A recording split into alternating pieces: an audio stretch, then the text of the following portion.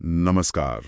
तो आज हम एक बहुत ही दिलचस्प विषय पर बात करने वाले हैं, ऊष्मप्रवैगिकी या थर्मोडायनामिक्स का पहला नियम। सुनने में शायद थोड़ा सा भारी लगे, पर यकीन मानिए ये ऊर्जा के बारे में एक बहुत ही फंडामेंटल आइडिया है। बिल्कुल। ये बताता है कि जब चीजें बदलती हैं तो ऊर्जा का आखिर होता क्या है। हाँ, और हमारे पास कुछ अच्छे स्रोत हैं जो इस नियम को समझाते हैं और ये भी कि ये अलग-अलग सिचुएशंस में कैसे काम करता है। तो हमारा इरादा है कि इन स्रोतों के जरिए हम इस नियम को ठीक से समझें।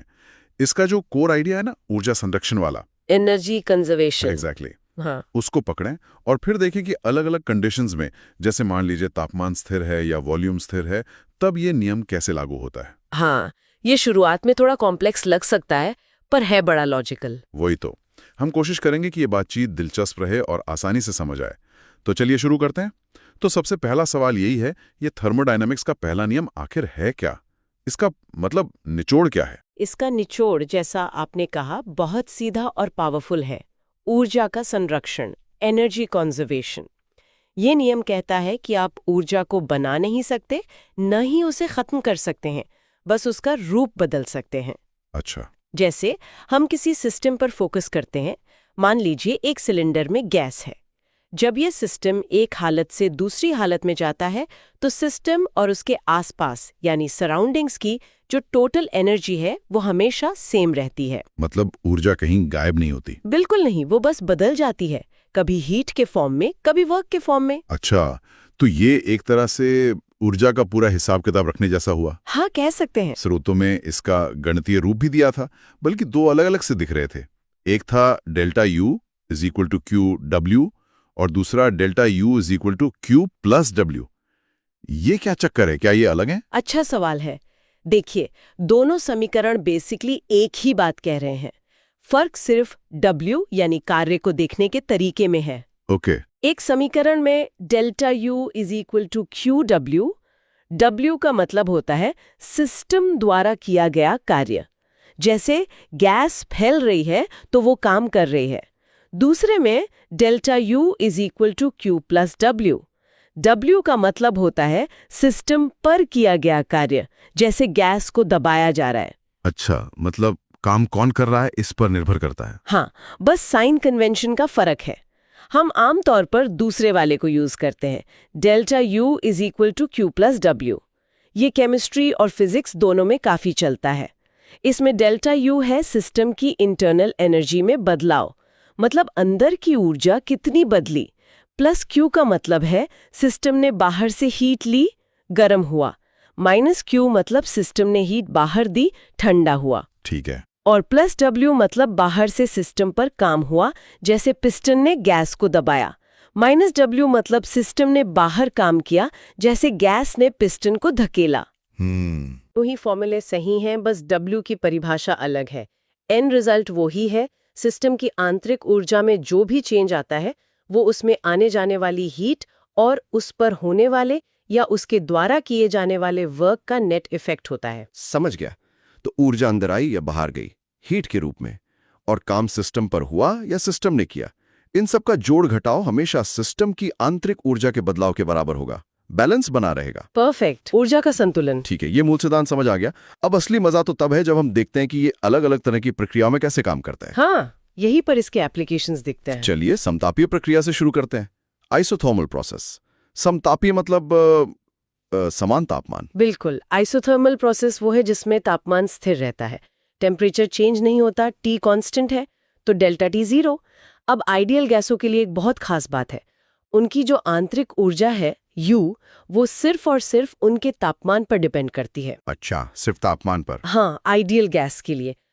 तो अगर तापमान बदला ही नहीं, डेल्टा T 0, तो आंतरिक ऊर्जा में भी कोई बदलाव नहीं आएगा, डेल्टा U 0। अरे वाह! तो अगर डेल्टा U शून्य है तो हमारा पहला नियम डेल्टा U बराबर क्यू प्लस डब्ल्यू, उसका क्या हुआ? यही गणित काम आता है। डेल्टा U की जगह 0 रख दीजिए तो समीकरण बन गया 0 बराबर Q प्लस डब्ल्यू, या W बराबर माइनस क्यू। एग्जैक्टली, W बराबर माइनस Q। इसका मतलब ये है कि आइसोथर्मल प्रोसेस में अगर सिस्टम पर काम होता है प्लस W जैसे गैस को दबाया तो तापमान स्थिर रखने के लिए सिस्टम को उतनी ही हीट -Q बाहर फेंकनी पड़ेगी ताकि वो गर्म ना हो जाए। हाँ, और अगर सिस्टम खुद काम करता है -W जैसे गैस फैलती है तो उसे बाहर से उतनी ही हीट +Q लेनी पड़ेगी ताकि वो ठंडा ना हो जाए। मतलब काम करने की ऊर्जा हीट से आई या काम होने पर बनी ऊर्जा हीट बनकर निकल गई। बिल्कुल, सब बैलेंस हो गया टेम्परेचर बनाए रखने के लिए।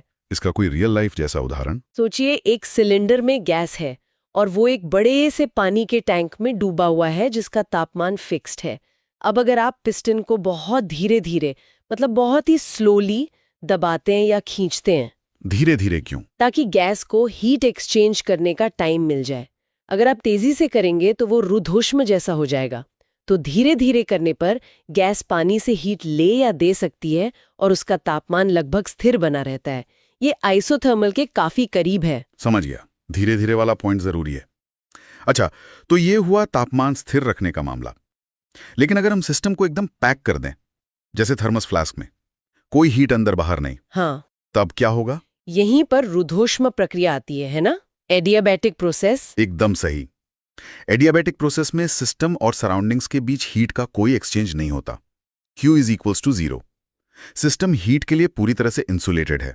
तो अब अगर Q = 0 है तो पहला नियम क्या बन गया? डेल्टा U = Q + W था। वो बन गया डेल्टा U = W। सीधा और सिंपल। बहुत गहरा है।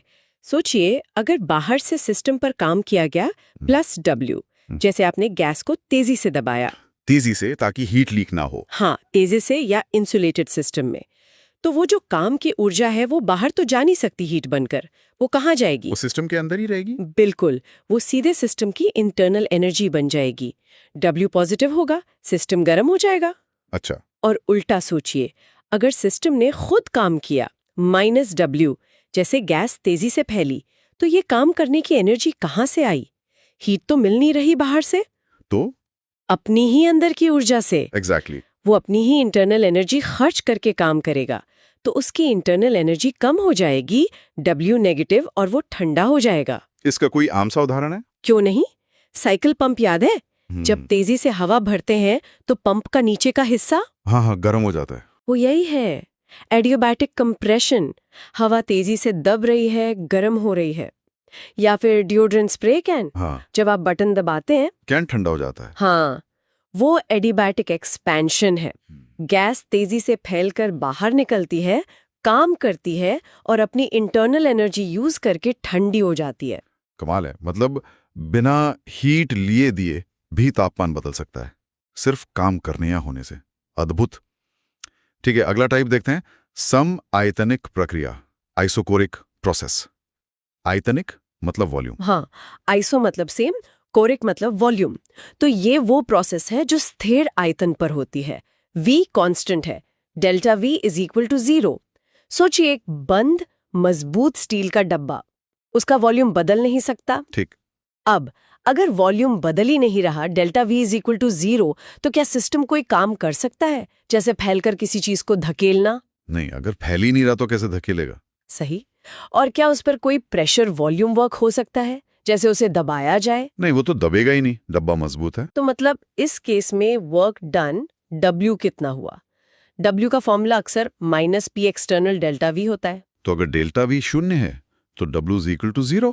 बिल्कुल, आइसोकोरिक प्रोसेस में W = 0 होता है। अच्छा, तो इस बार काम शून्य हो गया, तो हमारा हीरो पहला नियम डेल्टा U = Q + W, वो क्या बन गया? वो बन गया डेल्टा U = Q + 0, यानी डेल्टा U = QV। या नीचे छोटा v बस ये दिखाने के लिए है कि हीट कांस्टेंट वॉल्यूम पर ट्रांसफर हुई है। डेल्टा U = QV मतलब बहुत सीधा है। अगर आप कांस्टेंट वॉल्यूम पर किसी सिस्टम को हीट देते हैं तो वो सारी की सारी हीट उसकी इंटरनल एनर्जी बढ़ाने में ही खर्च होती है। कोई एनर्जी काम करने में वेस्ट नहीं होती, क्योंकि काम तो हो ही नहीं रहा। इसका उदाहरण? वही स्टील का बंद डब्बा जिसमें गैस है। अगर आप उसे गर्म करते हैं, हीट देते हैं, तो वो फैल तो सकता नहीं। सारी एनर्जी गैस के मॉलिक्यूल्स की काइनेटिक एनर्जी बढ़ाएगी, मतलब इंटरनल एनर्जी बढ़ेगी, टेम्परेचर बढ़ेगा। प्रेशर कुकर जैसा, जब तक सीटी नहीं बजती। हाँ, काफी हद तक वैसा ही। प्रेशर बढ़ता जाता है अंदर, यहाँ एक और पॉइंट था स्रोतों में, हीट आमतौर पर एक स्टेट फंक्शन नहीं होती, मतलब वो रास्ते पे डिपेंड करती है कि कैसे दी गई। अच्छा। हाँ, लेकिन इंटरनल एनर्जी U एक स्टेट फंक्शन है। वो सिर्फ सिस्टम की फाइनल और इनिशियल स्टेट में डिपेंड करती है, रास्ते पर नहीं। जैसे पहाड़ की चोटी की ऊंचाई। बिल्कुल। तो क्योंकि आइसोकोरिक प्रोसेस में delta U equals to QV है, तो इस खास कंडीशन में कांस्टेंट वॉल्यूम पर दी गई हीट QV भी एक स्टेट फंक्शन की तरह बिहेव करती है। ये थोड़ा टेक्निकल है पर काम का है। इंटरेस्टिंग। तो अब तक हमने देखा temperature constant, isothermal, heat exchange नहीं, एडियाबैटिक, और वॉल्यूम कांस्टेंट, आइसोकोरिक। अब चौथा क्या है? समदाबीय प्रक्रिया, आइसोबारिक। बारिक मतलब प्रेशर, सही पकड़ा। आइसोबारिक प्रोसेस कांस्टेंट प्रेशर पर होती है, P constant, delta P is equal to 0। और ये शायद हमारे आसपास सबसे कॉमन प्रोसेस है।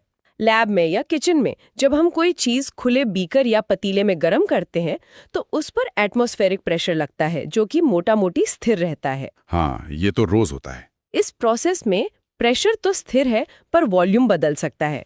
जैसे पानी गर्म होकर भाप बनता है तो वॉल्यूम बढ़ता है, मतलब delta V not equal to 0। और अगर वॉल्यूम बदला तो मतलब काम भी होगा? बिल्कुल। अगर बाहरी प्रेशर Px स्थिर है तो work done W is equal to minus PX delta V होगा। काम शून्य नहीं है इस बार। तो अब पहला नियम delta U is equal to QP plus W क्या बनेगा? यहाँ P कांस्टेंट प्रेशर दिखा रहा है ना? हाँ, तो W की जगह माइनस PX डेल्टा V रख देते हैं। Delta U is equal to QP minus PX delta V। इसको थोड़ा रीअरेंज करें तो कांस्टेंट प्रेशर पर दी गई हीट निकलती है, QP is equal to delta U plus PX delta V। QP is equal to delta U plus PX delta V। ये क्या बता रहा है? ये बता रहा है कि जब आप कांस्टेंट प्रेशर पर सिस्टम को हीट QP देते हैं तो वो दो कामों में बढ़ जाती है। दो काम। कौन से? एक तो सिस्टम की इंटरनल एनर्जी बढ़ाने में, डेल्टा U, मतलब उसे गर्म करने में, और दूसरा बाहरी प्रेशर के खिलाफ फैलने में, यानी काम करने में, PXTV। अच्छा। मतलब खुले बर्तन में पानी गर्म करने में हमें सिर्फ पानी का तापमान बढ़ाने की ऊर्जा नहीं देनी पड़ती, बल्कि उस भाप को फैलने के लिए हवा को पीछे धकेलने के लिए भी ऊर्जा देनी पड़ती है। वो कार्य वाला हिस्सा, PXTV। एग्जैक्टली। और यहीं पर केमिस्ट्री वाले एक और टर्म ले आते हैं, एंथैल्पी, जिसे H से दिखाते हैं। उन्होंने डिफाइन ही ऐसे किया है कि कांस्टेंट प्रेशर पर दी गई या ली गई हीट QP एंथैल्पी में चेंज डेल्टा H के बराबर होती है, यानी delta H is equal to QP। तो QP की जगह डेल्टा H में लिख सकते हैं। हाँ, तो delta H is equal to delta U plus PXTV। Enthalpy असल में इंटरनल एनर्जी और प्रेशर वॉल्यूम वर्क दोनों के असर को एक साथ पैक कर देती है। इसीलिए केमिकल रिएक्शंस में जो अक्सर खुले में यानी कांस्टेंट प्रेशर पर होती हैं, हम internal energy change delta U की बजाय एंथैल्पी चेंज डेल्टा H की बात ज्यादा करते हैं। वाह, ये एंथैल्पी वाली बात तो बहुत काम की है। मतलब ये डेल्टा U से ज्यादा प्रैक्टिकल है कई सिचुएशंस में। हाँ, खास तौर पर केमिस्ट्री में। ठीक है, ये 4 मुख्य प्रक्रियाएं हो गई। अब एक और का जिक्र था, चक्रीय प्रक्रिया, साइक्लिक प्रोसेस। नाम से ही लग रहा है कि इसमें कुछ घूम फिर कर वापस आता होगा। बिल्कुल।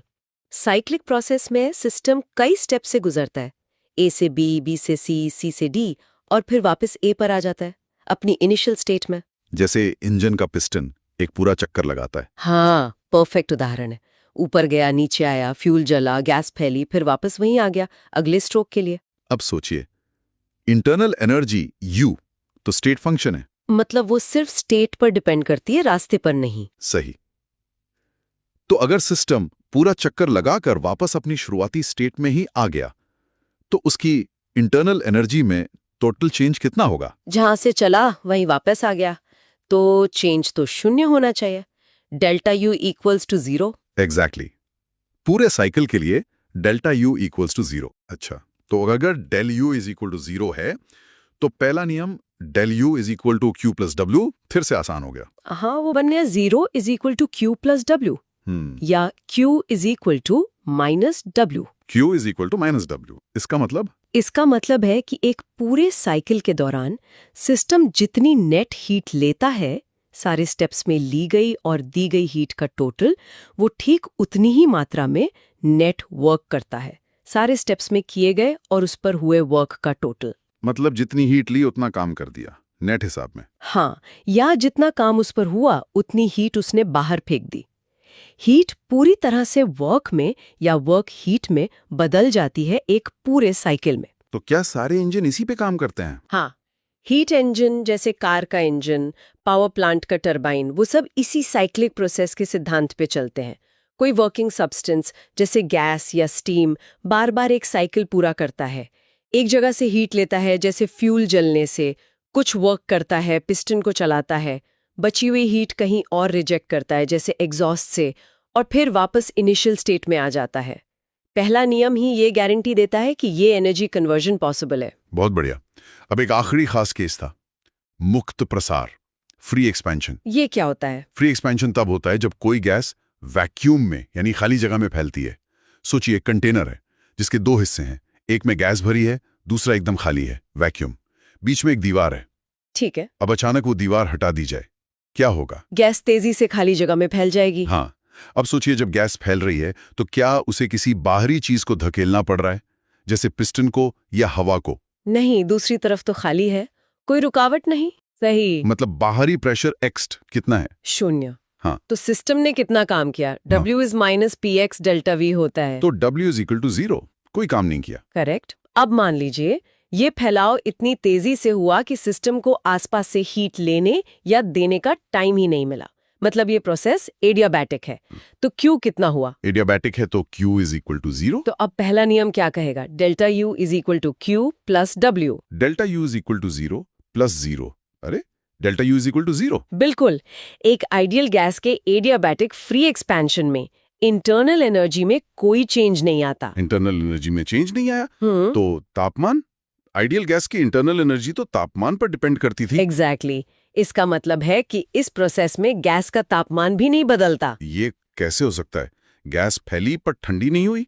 एडियाबैटिक एक्सपेंशन में तो ठंडी हो रही थी। हाँ, ये थोड़ा काउंटर इंट्यूटिव लगता है, लेकिन फर्क ये है कि एडियाबैटिक एक्सपेंशन जैसे स्प्रे कैन वाला में गैस काम कर रही थी, बाहर निकल रही थी, हवा को धकेल रही थी, इसलिए अपनी इंटरनल एनर्जी खर्च कर रही थी। यहाँ फ्री एक्सपेंशन में उसने कोई काम ही नहीं किया, W0, तो इंटरनल एनर्जी खर्च करने की जरूरत ही नहीं पड़ी, इसलिए तापमान स्थिर रहा। वाह, ये तो बहुत ही दिलचस्प अंतर है। काम किया या नहीं किया, इससे फर्क पड़ गया। तो हमने देखा कि कैसे थर्मोडायनेमिक्स का एक ही पहला नियम, जो कि बस एनर्जी कंजर्वेशन है, वो इन सभी अलग अलग processes, isothermal, adiabatic, isochoric, isobaric, cyclic, free expansion, सब पर लागू होता है। हाँ। और हमें बताता है कि कैसे एनर्जी हीट और वर्क के बीच बदलती रहती है, पर टोटल हमेशा कंजर्व रहती है। बिल्कुल। और ये समझना जरूरी है कि ये सब जो हमने डिस्कस की, ये आइडियल प्रोसेसेस हैं। रियल वर्ल्ड में चीजें थोड़ी मिक्स होती हैं, फ्रिक्शन होता है, हीट लीक होती है। हाँ, परफेक्ट इंसुलेशन कहाँ मिलता है? सही। लेकिन ये आइडियल मॉडल्स हमें रियल सिस्टम्स को समझने का, उन्हें एनालाइज करने का एक बहुत पावरफुल फ्रेमवर्क देते हैं। इंजन कैसे काम करते हैं, रेफ्रिजरेटर कैसे चलते हैं, केमिकल रिएक्शन में कितनी हीट निकलेगी, इन सबको समझने की बुनियाद यही पहला नियम है। कमाल है कि एक अकेला फंडामेंटल नियम इतने सारे अलग अलग फिनोमिना को गवर्न करता है। तो इस सब बातचीत का निचोड़ क्या निकालें? हमने इतनी सारी प्रक्रियाओं में पहले नियम को काम करते देखा, इसका बड़ा मतलब क्या है हमारे लिए? देखिए, बड़ा मतलब ये है कि ये पहला नियम सिर्फ एक मैथ्स का इक्वेशन नहीं है, ये हमारे यूनिवर्स के काम करने का एक बहुत ही बुनियादी फंडामेंटल तरीका बताता है। एनर्जी के लेवल पर ऊर्जा है, वो अपना रूप बदलती है, एक फॉर्म से दूसरे में जाती है, कभी काम बनती है, कभी हीट, कभी लाइट, कभी केमिकल एनर्जी, लेकिन वो कभी खत्म नहीं होती। वो हमेशा यही है, बस उसका रूप बदलता रहता है। ऊर्जा अमर है एक तरह से। हाँ, कह सकते हैं। न पैदा होती है न मरती है। और यहीं पर एक बहुत दिलचस्प सवाल उठता है। ये हमारे आज के डिस्कशन से थोड़ा आगे का है, पर सोचने लायक है। बताइए। अगर ऊर्जा कभी नष्ट नहीं होती, तो फिर हम हमेशा एनर्जी बचाओ, बिजली बचाओ, पेट्रोल बचाओ क्यों कहते रहते हैं? हम मशीनों की एफिशिएंसी या दक्षता को लेकर इतने परेशान क्यों रहते हैं? अगर टोटल एनर्जी उतनी ही रहनी है, तो चिंता किस बात की?